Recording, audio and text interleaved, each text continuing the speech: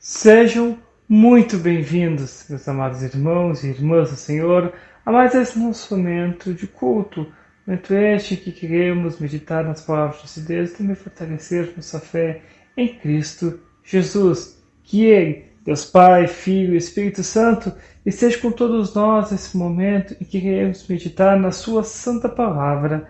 Amém. Meus amados irmãos e irmãs, para iniciarmos esse nosso momento de culto, eu convido a cantarmos um hino.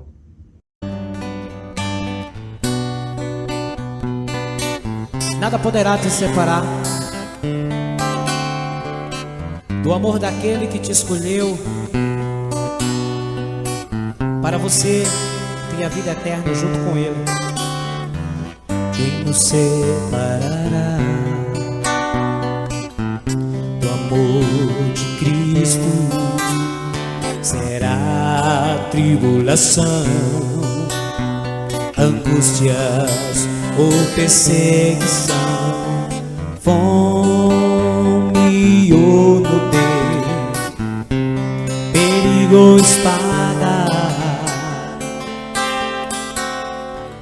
Quem nos separará do amor de Cristo? Será tribulação, angústias ou perseguição, fome ou nudez, perigo ou espada. Porque eu estou bem certo de que nem morte, nem vida, nem anjo, nem principados, nem coisas do presente, nem do porvir, nem poderes, nem altura, nem profundidade, nem qualquer outra criatura poderá nos separar do amor de Deus que está em Jesus Cristo, nosso Senhor, que está em Jesus Cristo. Nada, nada poderá nos separar. Nada, nada poderá nos separar do amor de Deus que está em Jesus Cristo, nosso Senhor, que está em Jesus Cristo. Nada, nada poderá nos separar.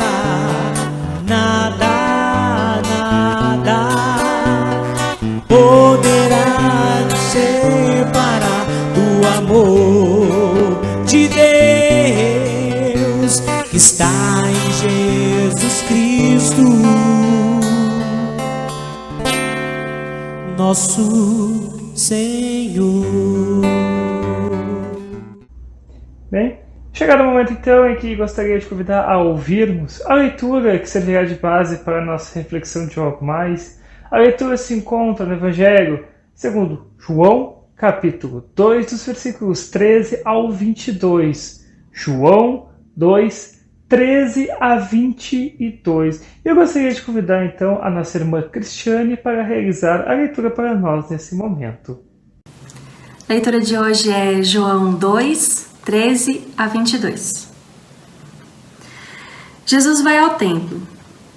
Alguns dias antes da Páscoa dos judeus, Jesus foi até a cidade de Jerusalém. No pátio do templo encontrou pessoas vendendo bois, ovelhas e pombas, e viu também os que, sentados às suas mesas, trocavam dinheiro para o povo. Então ele fez um chicote de cordas e expulsou toda aquela gente dali, e também as ovelhas e os bois. Virou as mesas dos que trocavam dinheiro, e as moedas se espalharam pelo chão. E disse aos que vendiam pombas: Tirem tudo isso daqui. Parem de fazer da casa do meu pai um mercado. Então os discípulos dele lembraram das palavras das Escrituras Sagradas que dizem: o meu amor pela tua casa, ó Deus, queima dentro de mim como fogo. Aí os líderes judeus perguntaram: que milagre você fez para nos provar que tem autoridade para fazer isso? Jesus respondeu: derrubem esse templo e eu o construirei de novo em 3 dias. Eles disseram: a construção deste templo levou 46 anos e você diz que vai construí-lo de novo em 3 dias? Porém, o templo do qual Jesus estava falando era o seu próprio corpo. Quando Jesus foi ressuscitado, os seus discípulos lembraram que ele tinha dito isso e então creram nas Escrituras Sagradas e nas palavras dele. Agradecemos então a nossa irmã Cristiane pela leitura que foi realizada e convido então a cantarmos mais um hino.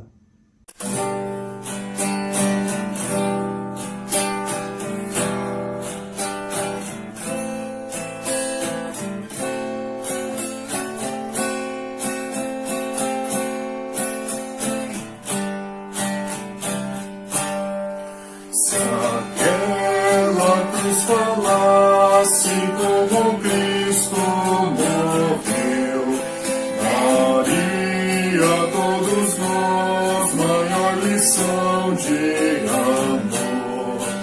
De sangue foi manchada, aos pregos suportou, ergueu sobre o Calvário Jesus Salvador. Ela viu morrer um homem Deus, nela sempre achei consolação. Ela viu morrer um homem Deus, nela sempre achei consolação.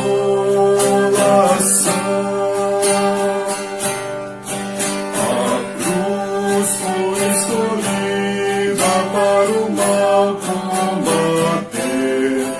Jesus foi condenado, mas nenhum crime fez. De joelhos diante dela posso recordar o amor que Deus em Cristo por mim demonstrou. Ela viu morrer um homem Deus, nela sempre achei consolação. Ela viu morrer um homem Deus, nela sempre achei consolação.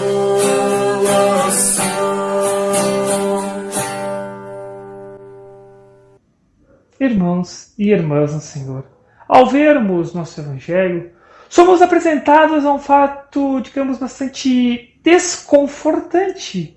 O texto nos revela que Jesus ficou com raiva, Jesus ficou zangado o suficiente para causar um grande e violento tumulto público no pátio do Templo de Jerusalém. E esse fato é algo difícil de compreendermos, não é mesmo? Muitas vezes tentaremos explicar, talvez, dizendo que a raiva de Jesus é diferente e tal, e tal, e tal. Porém, o texto é bem claro. O texto não deixa dúvidas. Jesus ficou com raiva, chicoteando e expulsando e derrubando as mesas que estavam naquele pátio. Talvez a grande questão aqui seja que Jesus não caiu em pecado ao ficar com raiva, mesmo sendo uma raiva a ponto de chicotear e expulsar os vendedores do pátio do templo. Isso porque, meus queridos, a raiva de Jesus estava correta e era justificada, pois era uma raiva com o pecado que estava sendo realizado por aquelas pessoas. E é precisamente aqui que temos uma tendência a sair do caminho, infelizmente. Nossos ouvidos tendem a filtrar esse conhecimento por meio de nossos corações e mentes pecaminosos e nos enganam, nos fazendo acreditar então que nós podemos justificar os nossos problemas com raiva, não é mesmo?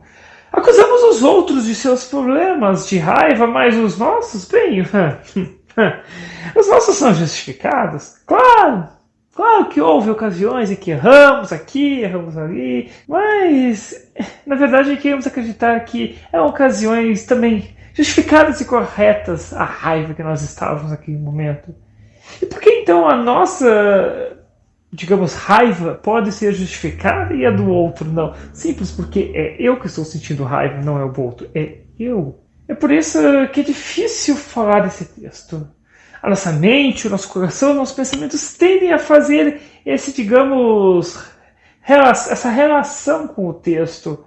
Sempre vamos nos enganar e acreditar que a nossa raiva pode ser justa, pode ser justificada como a de Cristo, quando na verdade e na realidade nunca é. Porque a nossa raiva é uma raiva pecaminosa. E para ser justo, então, talvez haja algum momento que a nossa raiva começa certa e justificada, mas ela é como posso explicar, uma ladeira abaixo, muito escorregadia, fácil de cair. Ela rapidamente tende a se tornar calúnia, fofoca, ódio, entre tantas outras coisas que nós poderíamos lembrar e citar. É assim, infelizmente, que é a nossa natureza humana pecaminosa. É assim que ela funciona. Porém, irmãos, esse texto, ele, na verdade, ele não quer abordar exatamente sobre problemas de raiva, quando é justa ou injusta. Esse texto, na realidade, nos fala sobre a justa ira de Deus contra o pecado. Todos os pecados, incluindo o meu pecado e o seu pecado. É por isso que esse texto aparece nesse período de Quaresma. Sim, Jesus ficou zangado, muito irado, mas, como disse antes, Jesus estava com razão em sua raiva, pois sua raiva estava na profanação de Deus, de sua casa e dos seus meios da graça. E sabem de uma coisa, meus amados? Nosso Deus e Senhor ainda hoje fica zangado com o pecado. Ele ainda fica irado com o pecado, com o nosso pecado. Ele ainda fica zangado com a profanação dos seus meios da graça, misericórdia e perdão. Essa talvez seja a verdadeira dificuldade desse evangelho. Deus fica com raiva do pecado. Amados, muitas pessoas convenientemente esquecem esse fato. Isso porque esse fato não se encaixa, digamos, dentro da noção de quem é Deus e como Deus deve se comportar conforme ela imagina. Afinal, Deus é amor, não é mesmo? E nunca paro de me surpreender como Jesus Cristo é tantas e tantas vezes retratado como um hippie efeminado que sempre parece estar sorrindo e é feliz, enquanto vai saltitando e cantando com as criancinhas sobre um arco-íris. Um Jesus sem ofensa, um Jesus sem dor, um Jesus sem problema, apenas feliz. Agora, o Deus do Antigo Testamento, nossa, aquele sim, aquele era um Deus irado, um Deus brabo, impaciente, que punia. Ele fazia uso de fumaça, fogo, inundações e terremotos. Ele punia o pecado com a fome, as pragas, a escravidão, a guerra, a morte, a destruição. Esse era o Deus do Antigo Testamento. Porém, tudo isso agora está no passado. Esse Deus, digamos, foi substituído por Jesus e o Evangelho, não é verdade? Afinal, Jesus é amor. Meu Jesus, não fique irritado assim. Ele não é aquele Deus do Antigo Testamento, não. Jesus não é o Deus do Antigo Testamento, Jesus é amor, Jesus é paz, Jesus é alegria, Jesus é união, Jesus é só coisas boas da vida. Irmãos, basta olhar o mundo ao seu redor. ao nosso redor. Olhem, ainda estamos rodeados de dor e sofrimento, angústia e luta, calamidade, morte e destruição. Não temos como negar isso, não é verdade? Tudo isso está ao nosso redor e está também em nós. Basta abrirmos nossos olhos e olharmos profundamente ao nosso redor e dentro de nós. O próprio fato de suarmos, lutarmos, nos machucarmos, nos afligirmos, sofrermos e ficarmos com raiva dá um tremendo de um testemunho do pecado que há dentro de cada um de nós. Tudo ao nosso redor e em nós testemunha o fato de que ainda precisamos da misericórdia, da graça e do perdão de Deus. Misericórdia, graça e perdão que Ele concede a nós com tanta paciência todos os dias. E essa é a chave para entendermos nosso texto. Essa é a chave para entendermos Deus e a raiva. Amados, sabemos que coisas ruins acontecem sim conosco nessa vida. E essas coisas são a prova de que Deus está sim zangado com o pecado. Ele não aprova ou tolera o pecado, não importa o quanto o justifiquemos ou banalizemos o pecado aqui e ali.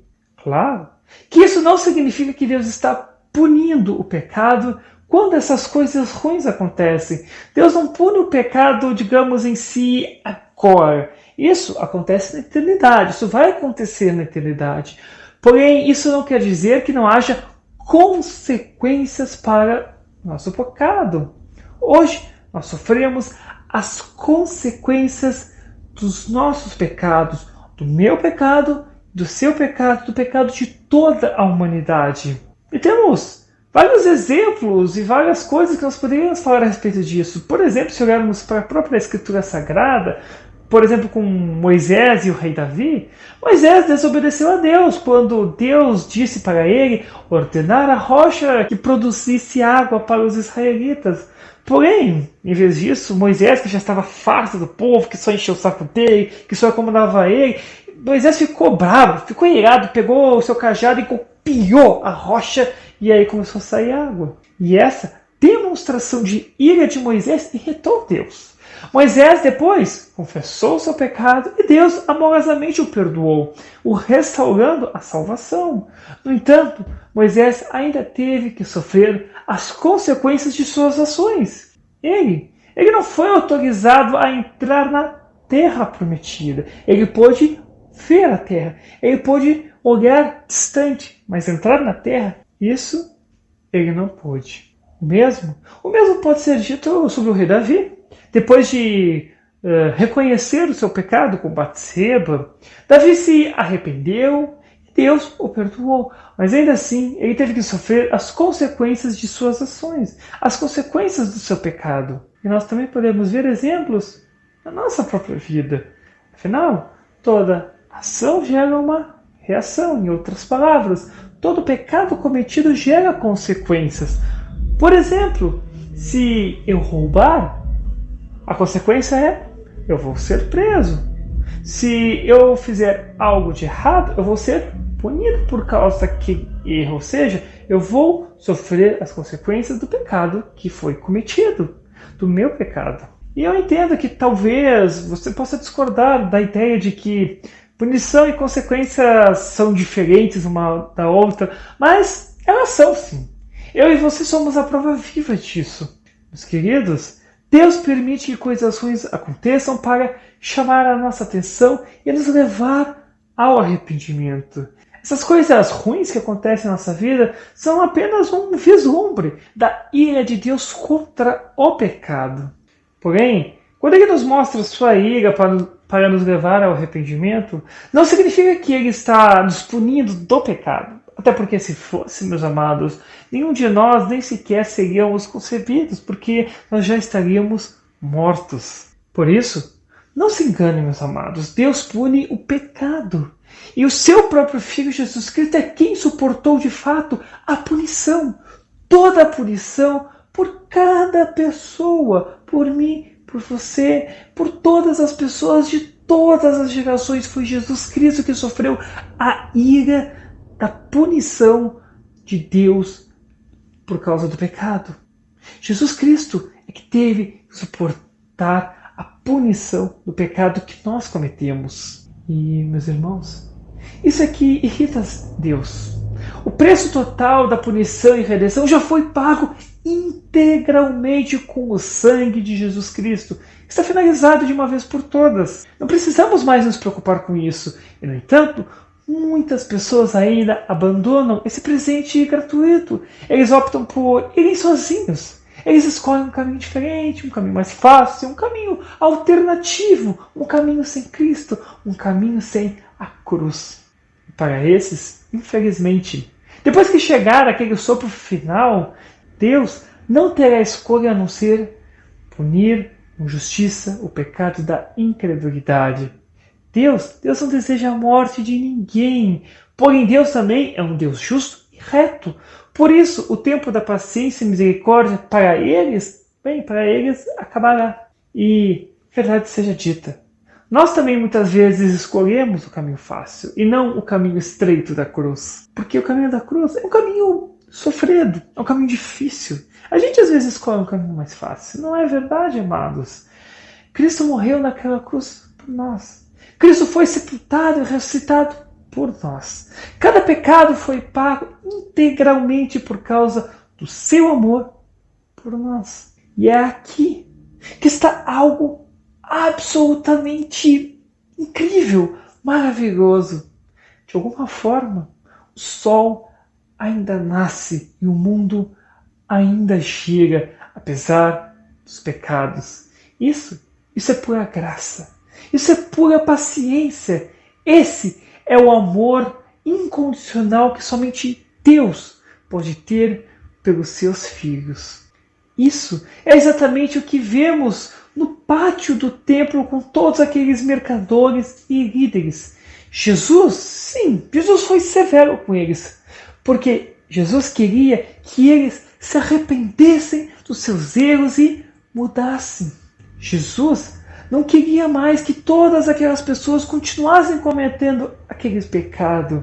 Assim vemos que mesmo em meio a essa justa demonstração de raiva, Jesus estava demonstrando de forma maior ainda o seu amor por eles. Ele os disciplinou, assim como um pai faz com seus próprios filhos a quem ama. Ele quis colocar eles no caminho certo para a sua morte e ressurreição. Algo que ainda estava há 3 anos no futuro. Ele os fez olhar para o único sinal possível que poderia trazer arrependimento para os seus corações. Se aquele milagre que os líderes exigiram, que desafia a morte, não os mudasse, bem, nada mais o faria. Pense nisso por um momento. A ira de Cristo tinha propósito e significado salvador e vivificador. Ao contrário da nossa raiva, que em última análise é egoísta. A demonstração de raiva de Cristo foi feita por amor, a fim de chamar seu povo de volta ao arrependimento, chamar de volta a si, à vida, ao perdão e misericórdia encontrada somente nele, Jesus Cristo. E ainda assim, nada mudou. Jesus nos ama e sabemos disso. O mundo dá testemunho da justa ira de nosso Pai, mas que ama tanto a gente, nos ama tanto, que Ele enviou o seu único Filho a este mundo para que Ele sofresse a punição da ira de Deus contra o pecado e morresse naquela cruz maldita. Amados irmãos, as coisas ruins que experimentamos na vida, as evidências da ira de Deus com o pecado, têm como objetivo nos levar de volta à cruz, onde podemos testemunhar o fato de que a justa ira de Deus já foi derramada sobre o seu Filho, Jesus Cristo, que foi punido por mim e por você, por todos nós. E, na verdade, acho que talvez eu estava errado no início da reflexão. Quando tudo é compreendido pelas lentes do amor, da misericórdia e da paciência de Deus, quando a gente entendido através das lentes da fé arrependida que se apega somente a Cristo. Bem, esse conceito da ira de Deus não é tão difícil de entender. Na realidade, faz todo sentido, não é mesmo? Por isso, louvado seja Deus, de quem todas as bênçãos vêm, e que Deus Pai, Filho e Espírito Santo guardem essa certeza em nossa mente e em nosso coração para todo sempre. Amém. E meus queridos, amados irmãos e irmãs, eu gostaria nesse momento de convidar a cantarmos mais um hino.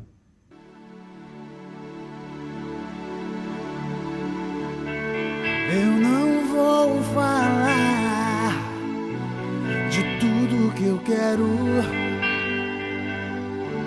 Vou contar o que Deus me ensinou.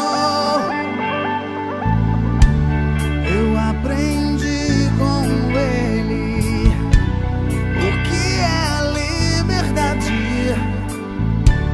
Me ensinou a Ele entregar e confiar.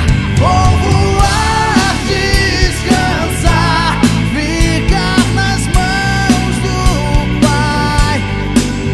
Ele tem o poder de tudo aqui.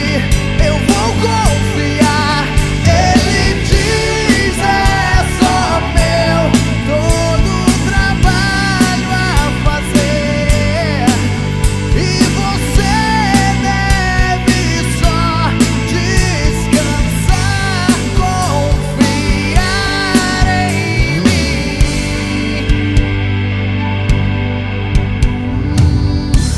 Não controlamos o mar, nem a natureza, porque nada contra a correnteza. Deixa Deus guiar. Vou voar, descansar, ficar nas mãos do Pai. Ele tem o poder de tudo aqui. Eu vou confiar. Ele diz: é só meu, todo o trabalho a fazer. E você deve só descansar, confiar em mim.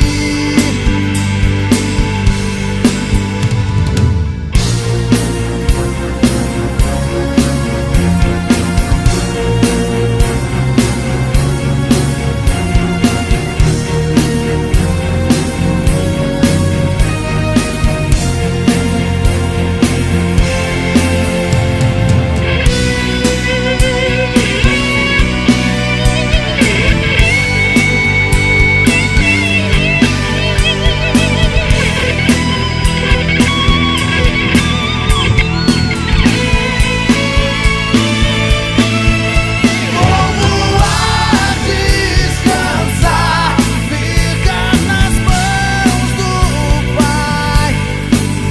Ele tem o poder de tudo aqui.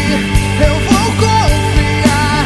Ele diz: é só meu, todo o trabalho a fazer. E você deve só descansar, confiar em mim.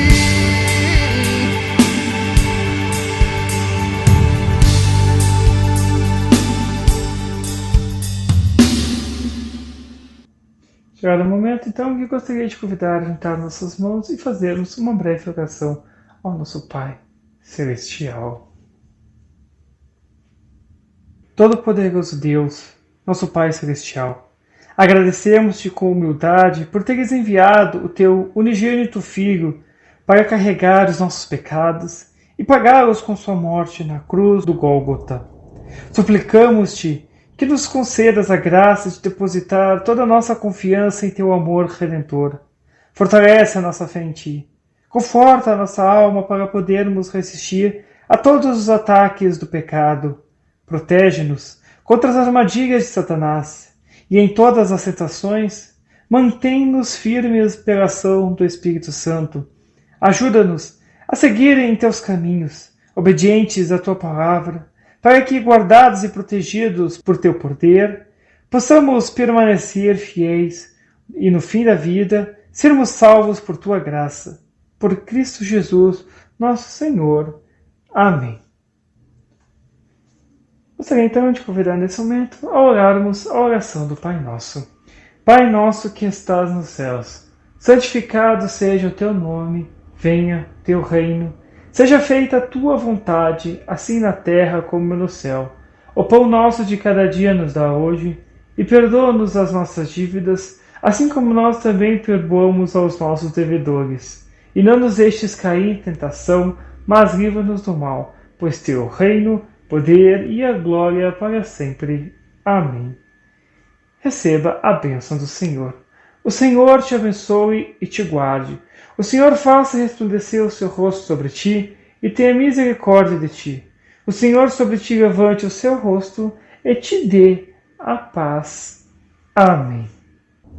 Muito obrigado, mais uma vez, meus queridos irmãos e irmãs, por essa oportunidade de estar aqui com vocês, levando esse momento cultico às suas casas. Continuarei orando para que Deus continue protegendo todos vocês, que Deus continue nos protegendo principalmente desse vírus que anda atormentando e tirando muitas vidas, não só no Brasil, mas no mundo inteiro. Que o Espírito Santo continue nos guiando, nos confortando e nos orientando em todos os caminhos e decisões de nossa vida, e que Ele, Deus Pai, Filho e Espírito Santo, nos guie até o dia em que Ele mesmo vier com seus santos anjos nos chamar ao seu reino celeste. Amém.